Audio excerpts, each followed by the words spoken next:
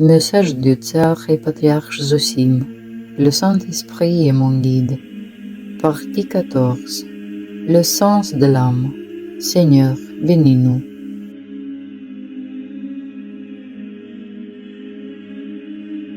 Mes chers frères et sœurs, je suis très heureux et réjoui qu'après de nombreuses épreuves et tribulations, en arrivant au Golgotha, je reçoive de nombreuses lettres de votre part, dans lesquelles vous exprimez vos sentiments sincères envers le Dieu vivant. Ces sentiments de bonté se manifestent particulièrement chez ceux qui défendent le nom de Christ au premier plan, ainsi que chez ceux qui, grâce à Dieu, travaillent consciencieusement dans la confession et les monastères. Il y a parmi nous de bons guerriers qui vivent ailleurs, mais qui sont avec nous dans l'esprit. J'ai beaucoup de bonnes choses à dire à votre sujet, car Dieu me révèle qu'il y a beaucoup de bonté et de beauté dans chacun de vos cœurs. Je crois que lorsque le Seigneur aura éliminé vos imperfections, beaucoup de ceux qui viennent à l'Église voudront vous rassembler. Je ne veux mettre personne en avant, car je pourrais dire beaucoup de bien de beaucoup d'entre vous. Je vous remercie pour vos lettres. Elles sont si nombreuses que je n'ai bien sûr pas la possibilité physique de répondre à tout le monde. Et pour moi, ce serait sans doute une douleur inconsolable s'il n'y avait pas le Seigneur qui vous aime et qui m'annonce par le Saint-Esprit qu'il ne vous abandonnait pas. Comme vous l'avez déjà compris, le thème de ce sermon porte sur le sentiment sincère du Saint-Esprit, sans lequel il est impossible d'atteindre l'unité en Christ. À notre époque où la foi vivante en Dieu le Christ s'approuvait, beaucoup se disent orthodoxes, mais vivent chacun de leur côté et ne forment pas, dans les faits, le corps unique du Christ, c'est-à-dire qu'ils n'ont pas le même sentiment de Saint-Esprit dans leur cœur.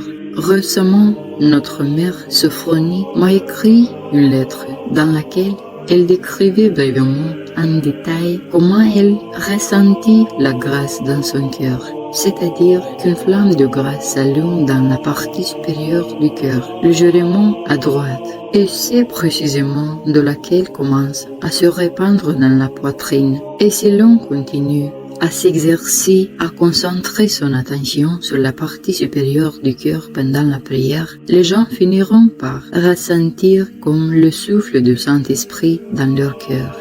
C'est-à-dire qu'un air de grâce viendra soudainement et procurera à la personne une grande joie. Pendant cette période, on a peur de bouger, de peur de perdre la grâce de Dieu. Pour ce sentiment sacre, les gens fuient tous les scandales, les disputes et encore plus le jugement de leurs proches. L'âme devient comme une porte grande ouverte, vivant dans l'attente de la visite de Dieu. Дух Святый, когда приходит и утешение подает, Он за меня заступается. Поэтому за нас, за всю царскую империю заступается Бог, великий и страшный. Я много лет живу с Владыкой Христом живым, с живою Владычицей Богородицей, со Святой Троицей, которая живая, со святыми, которые живые, и с ангелами, которые живые. Только они за завесой другого мира живут. Их можно почувствовать в огне, когда огонь загорится в сердце. И приходит любовь к Богу неописуемая. И сердце плачет и рыдает. В этом огне Бог показывает тебе все, что хочет. De nombreux ouvrages et enseignements de Saint Pierre de l'orthodoxie sur la prière du cœur décrivent différentes étapes menant à cette pratique sacrée.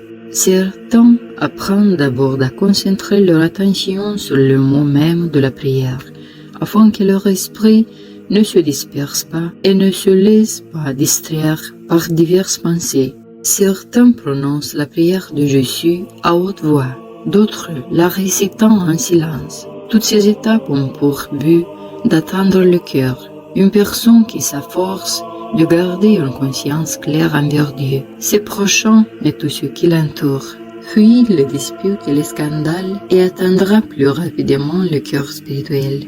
Comme je l'ai déjà dit, le feu de la grâce s'allume dans la partie supérieure du cœur, légèrement à droite. Efforcez-vous de concentrer toute votre attention et tous vos efforts pour que vos cœurs soient illuminés par la grâce de Dieu. Lorsque notre Seigneur Jésus-Christ a dit que le royaume de Dieu est en nous, cela signifie que nous, qui vivons encore ici sur terre, avons le devoir de trouver cette joie céleste dans notre cœur. Car comment les hommes vont-ils entrer dans le royaume des cieux après leur mort s'ils n'acquièrent pas cette joie de la Saint-Esprit alors qu'ils vivent encore ici sur terre? C'est impossible, à moins que le Seigneur, dans sa grande miséricorde, n'ait pitié de quelqu'un. Être chrétien orthodoxe, sans ressentir la grâce dans son cœur, c'est être constamment découragé. Une telle personne ne comprendra jamais par expérience ce qu'est la foi vivante en Christ. Comme le service de Dieu sur terre est beau et mystérieux, comme la confession est douce. Je crois qu'à notre époque le Seigneur sanctifiera et pardonnera à ceux qui resteront fidèles à Dieu. Le Saint-Père nous l'a écrit. То есть так Господь именно, то есть сущность у него такая, что он не изменяется, да.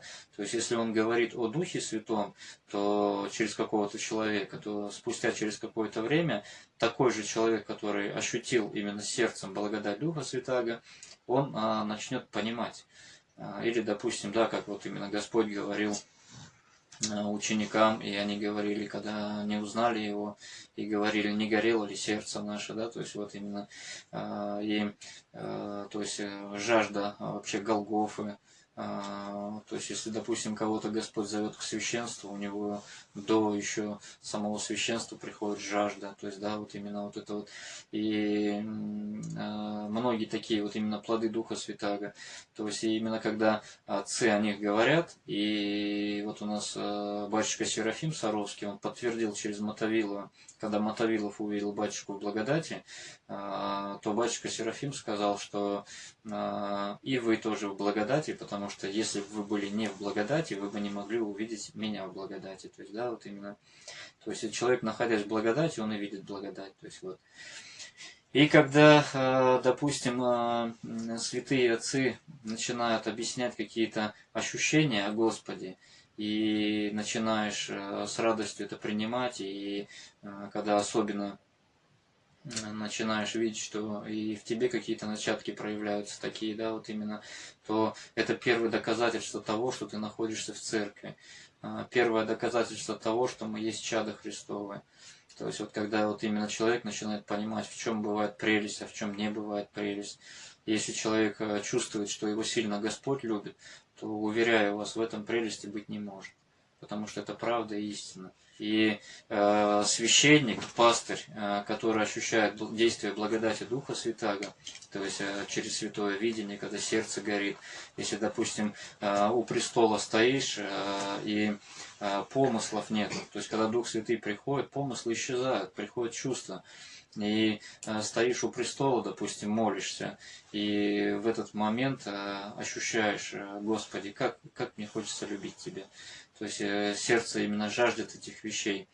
Допустим, если за Матерь Божию вспомнишь и думаешь, сколько людей оскорбляют нашу Госпожу Богородицу, если помысел приходит такой, что вот именно Царица моя, если бы, допустим, стрелы какие-то полетели у тебя, как бы мне хотелось, если бы тебе угодно было подать мне силы, закрыть тебя всей своей грудью, чтобы эти стрелы полетели в меня, то есть уберечь владычицу нашу Богородицу. То есть все вот эти плоды, которые есть в тишине помыслов, приходят именно любви, они никак не могут именно быть прелестью, понимаете? Comme je l'ai déjà expliqué dans la troisième partie de mon message, nous devons rester fidèles à la Sainte Liturgie, où les chrétiens, en souvenir des souffrances du Christ, accomplissent chaque jour un rite religieux et célèbrent la divine liturgie des fidèles, au cours de laquelle le prêtre accomplit un service solennel au cours duquel est mentionné étape par étape comment le Christ a souffert et donné sa vie pour les hommes, en répétant les mots selon lesquels les soldats romains, à la demande des Juifs, ont transpercé le corps du Christ avec une lance.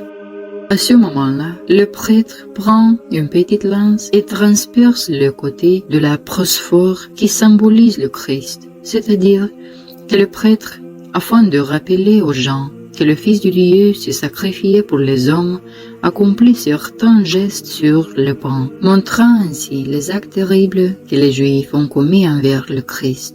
Après que les soldats ayant transpercé le corps du Christ avec une lance, son sang et de l'eau ont coulé de ses côtes immaculées. En souvenir de cela, le prêtre prend un peu de vin et d'eau, les verse dans le calice, en prononçant le récit évangélique à ce sujet. Et après certaines prières pendant le service, le Saint-Esprit lui-même transforme le pain et le vin en sang corps du Christ et en son sang divin. C'est pourquoi on l'appelle le sacrifice sans effusion de sang, qui n'est offert qu'aux chrétiens fidèles. Dans tout l'Ancien Testament, les prêtres ont immolé l'agneau, qui était le prototype du Christ lui-même, l'agneau de Dieu. Mais après la résurrection de notre Dieu, le sacerdoce n'immolera plus l'agneau, car le Christ s'est déjà offert un sacrifice à Dieu le Père pour nous croyants. C'est pourquoi le clergé du Nouveau Testament sert selon l'ordre de Melchisédek, roi de Salem, qui a béni Abraham avec du pain et du vin, préfiguration de la sainte liturgie divine du Nouveau Testament. Le Christ a dit, « Si vous ne mangez pas la chair et ne buvez pas le sang du Fils de l'homme, vous ne pouvez être sauvés. » Cela signifie que nous ne pouvons pas avoir part au Christ et être enfants de Dieu le Père si nous ne communions pas au saint don du corps et du sang du Fils de Dieu distribué par le sacerdoce pendant la sainte liturgie. Ainsi le Christ lui-même se sacrifiait pour nous, les croyants, et lorsque ce souvenir est commémoré par un prêtre fidèle à Dieu, celui-ci est sanctifié par le Saint-Esprit, ainsi que tous ceux qui communient au saint don. Les chrétiens fidèles sont également appelés le corps du Christ. Mais qu'advient-il du sacerdoce qui est tombé dans l'hérésie, surtout maintenant dans la patriarchie de Moscou, où toutes sortes d'hérésies ont fait leur apparition? Il prie avec les catholiques.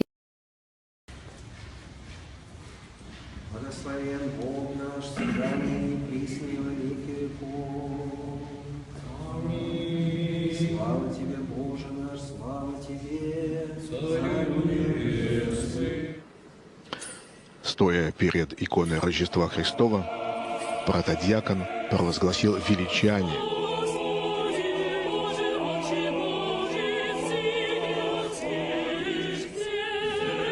В переводе на русский язык протяженное моление. Et les Juifs, ceux qui ont tué le Christ.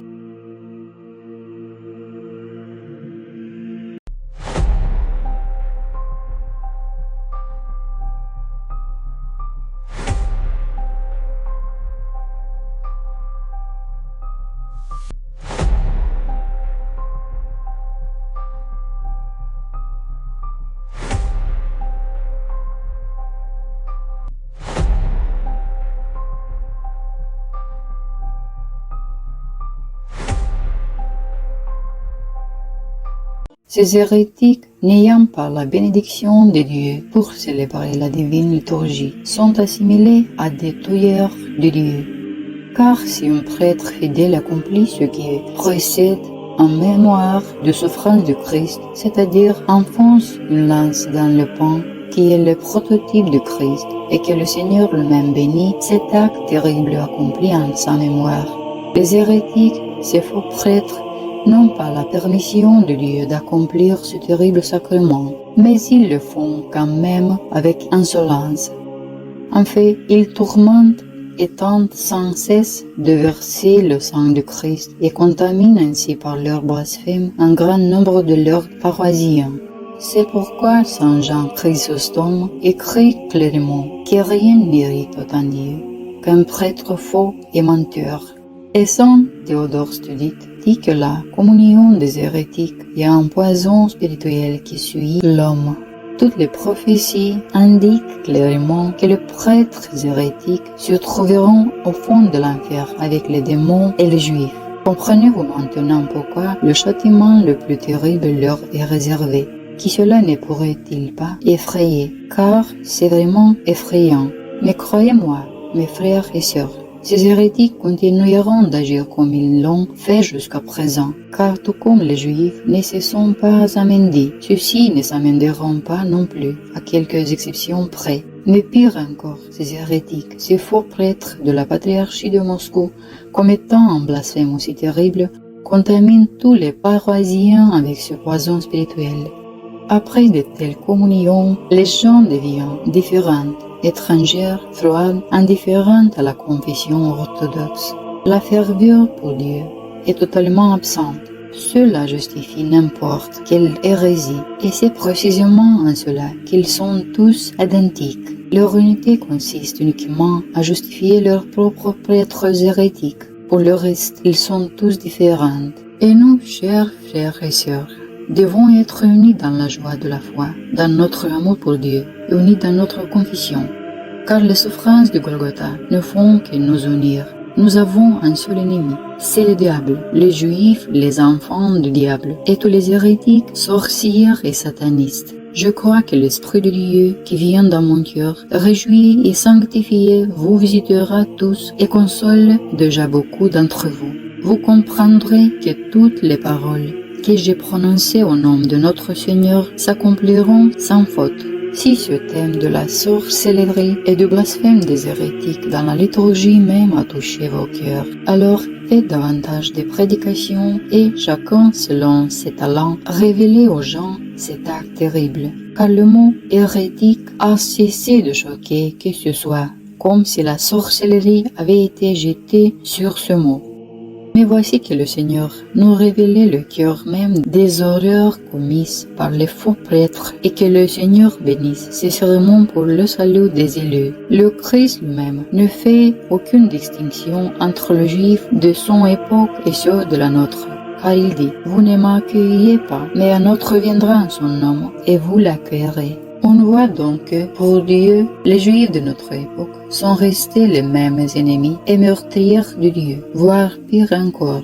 Et ceux qui disent que les Juifs d'aujourd'hui ne sont pas comme les pharisiens d'autrefois, qu'ils sont tolérants et bienveillants envers les chrétiens, que même le patriarche Kirill Gundyaev parle tout en bien, font croire à tout le monde que les Juifs d'aujourd'hui ne sont pas du tout comme ceux du passé qui ont tué le Christ. On peut dire tout à fait ouvertement qu'ils mentent tout délibérément, car le Christ lui-même, notre Dieu, dénonce par sa parole ces faux hiérarques. Конечно, нас очень многое интересует из вашей религиозной практики в сфере образования, в сфере работы в вооруженных силах и в других общественно значимых сферах. В каких-то сферах Израиль может дать хороший пример России. Это в первую очередь то, что касается религиозного образования, это то, что касается религиозного окормления армии. Я глубоко убежден в том, что мы являемся также защитниками по сохранению традиционной нравственности. У нас общие взгляды на семью, на воспитание детей, на значение брака. И я думаю, что очень важно, чтобы сегодня религиозные общины сотрудничали в защите этих великих ценностей, существующих в человечестве. Хотел бы сердечно поблагодарить вас за теплый прием и сказать о том, что мы открыты к сотрудничеству, обмену информацией, с тем, чтобы действительно нравственные начала, которые проистекают из нашего общего библейского наследия, укреплялись в жизни наших народов. Мы уважаем религиозные убеждения друг друга, мы эти убеждения не обсуждаем, мы признаем ценность каждой традиции и считаем, что на основе этого взаимного уважения должно выстраиваться практическое сотрудничество. И вот такое практическое сотрудничество сейчас выстраивается во многих очень областях, в том числе и в формировании нашей общей позиции перед лицом государства, по многим важным, в том числе и законодательным вопросам.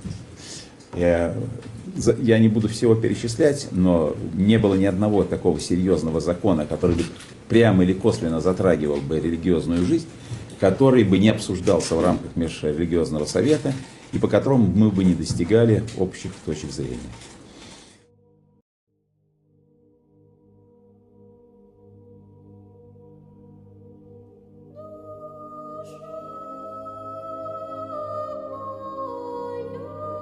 C'est toute cette communication pourrie avec les Juifs que justifient tous les paroissiens, soi-disant croyants, se trouvant dans une séduction démoniaque évidente. Et tout comme l'heure de souffrance du Christ, le Golgotha lui-même a divisé les gens en deux groupes. Ceux qui aiment le Christ et ceux qui le tourmentent et l'insultent, il en va de même pendant la divine liturgie. Le sacerdoce fidèle est le troupeau du Christ, qui se préserve de toute hérésie et de toute schismatique, de toute communion avec les Juifs maudits, manifeste leur amour pour Dieu, et en célébrant le service en mémoire des souffrances du Christ, vivent comme avec le Christ et le Golgotha. Endurent diverses privations et persécutions, humiliations et opprobres. Ceux-là seront illuminés par le Saint-Esprit en temps voulu et seront appelés enfants de Dieu. Quant aux autres, faux prêtres, avec leur troupeau, ils tourmentent le Christ avec les Juifs pendant la liturgie, et il n'y a pas de troisième, que celui qui aime Dieu entende. Nous devons tous nous unir de plus en plus dans la guerre spirituelle pour le Christ. Cette bataille apportera la joie dans chaque foyer et dans chaque cœur. Que les gens se divisent, car il est impossible de vivre côte à côte avec des blasphémateurs. Et l'empire tsariste et la trompette de la piété, le son des cloches annonçant la bonne nouvelle de la vérité du Christ. Réjouissez-vous et ne craignez personne, car Dieu Tout-Puissant est avec nous. Pour l'amour du Christ, supportez chacun votre part et chassez avec colère l'esprit de découragement qui affaiblit l'âme et le corps.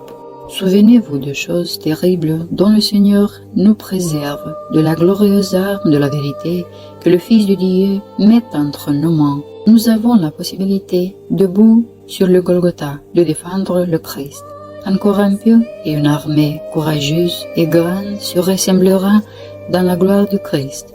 Tous ceux qui prennent conscience que les hérétiques tourmentent le Christ lors de leur fausse liturgie et ont imprégné tout le peuple de ce terrible péché, s'ils se répandent, beaucoup seront sauvés et serviront Dieu avec zèle. Maintenant, mes amis, vous comprenez pourquoi les prophéties disent que le Seigneur n'aura pitié d'aucun traître.